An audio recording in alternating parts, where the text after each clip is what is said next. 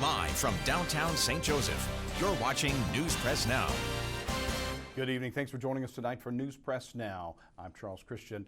Local healthcare employees and law enforcement agencies gathered for a press conference this morning. News Press Now's Jenna Wilson joins us for a closer look into some of the mistreatment that hospital staff are facing. Jenna? That's right, Charles. This meeting was held to discuss a rising concern about violence directed towards Mosaic's employees. Here's the story.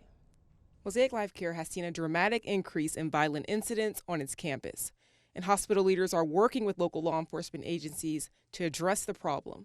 Officials with Mosaic displayed sensitive videos that showed instances of mistreatment that local nurses and healthcare providers have been dealing with.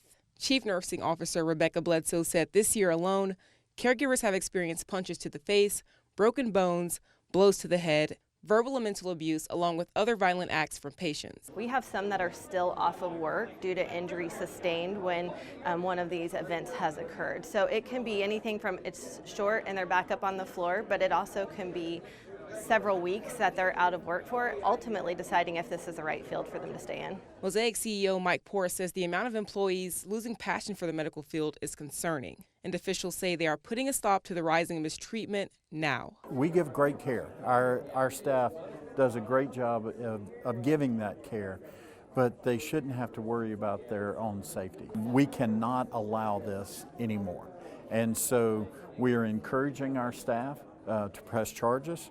We are actually assisting our staff in doing so with assaults and threats, and we will continue to do this. Various law enforcement agencies showed their support for local healthcare workers at the conference this morning, emphasizing that patients will be facing harsh punishments for mistreatment towards healthcare providers. They might say something to the effect of, well, it just wasn't that big of a deal, or I didn't think something would happen. I didn't think charges would be filed. I didn't think it would be investigated, so I didn't do anything about it. And unless it's reported, law enforcement can't investigate. Unless it's reported, we can't prosecute. So that's the first step. We need victims to report the crime. For News Press Now, I'm Jenna Wilson.